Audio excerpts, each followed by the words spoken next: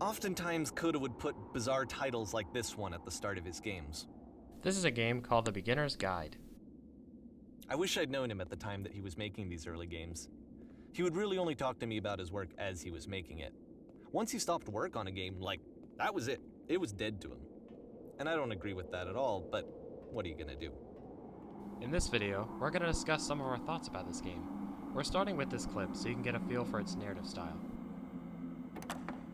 Once you've been slowed to an absolute crawl, the door at the top of the stairs opens. So why, if Coda's not showing these games to anyone, why bother opening the door at all? Well, to show you, I'm modifying the game here so that when you press enter, it'll bring you back up to full speed so you can enter the door for yourself.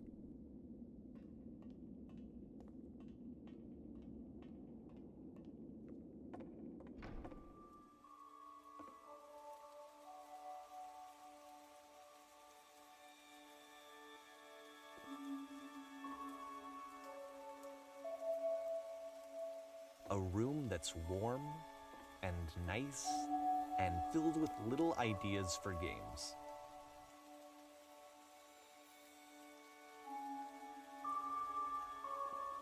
Coda would often tell me that he didn't mind if people thought of him as cold or distant. He said that he knew that he was actually a vibrant and compassionate person, but that it takes time to really see that. It can be a very slow climb to get there.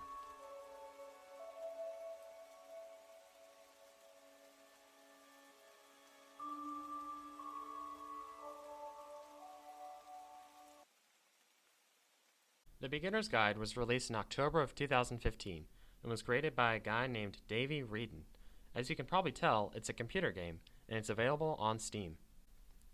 This game is unique in that it's a story within a story, with a narrator guiding you through separate video game creations of another video game designer named Coda. He speaks to you throughout the game, telling you what to do and sharing his interpretations of each level. When you first start the Beginner's Guide, you're in a small but open environment where you're free to move about the level. As you play, the narrator speaks to you, presenting the game's exposition. When he's done talking, you're taken right out of the level, the same way as you're taken out of the stairs level that we showed you before. The player is given the control to move around the level, but they don't necessarily have unlimited control. As soon as the narrator decides you're done, and the next level loads automatically.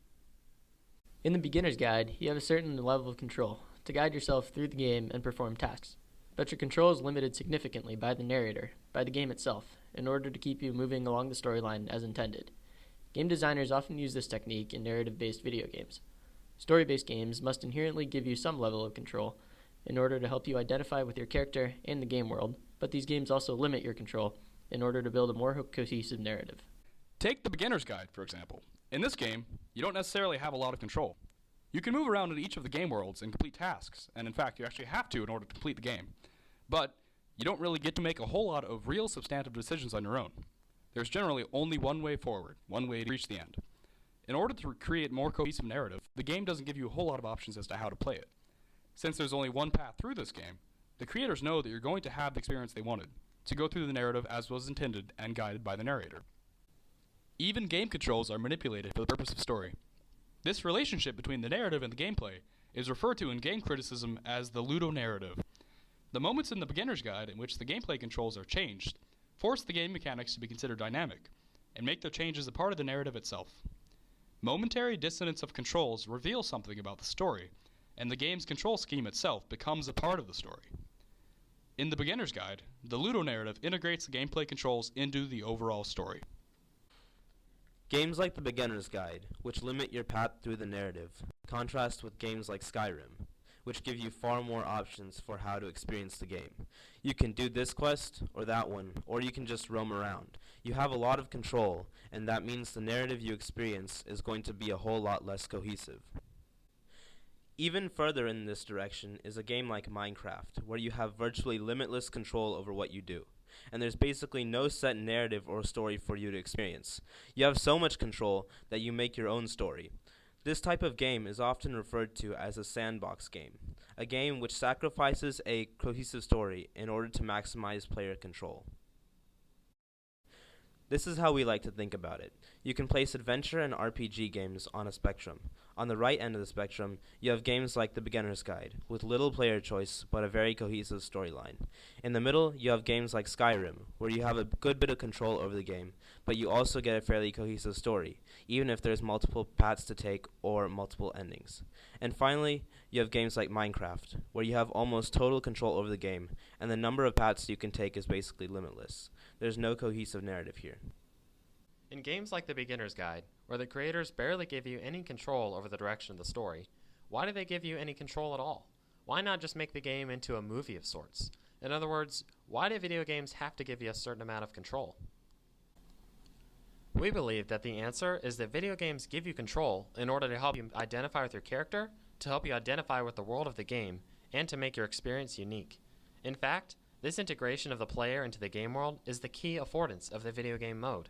Simon Egenfeldt-Nielsen writes in his book Understanding Video Games that what separates video games from novels is that no matter how many people read a book, the text doesn't change from person to person. But with video games, every playing session is different. No two people are going to have the same experience from a video game. Esmond J. Arseth also writes in his novel Cybertext that with novels, readers are powerless to affect the outcome of the narrative. But with video games, players can often change the outcome of the game. The multiple endings of games like Amnesia, Mass Effect, and Deus Ex are a few examples. Such games, where players influence the outcome, fit into our control narrative spectrum. The more control players have, the more diverse the experiences they might have within the game.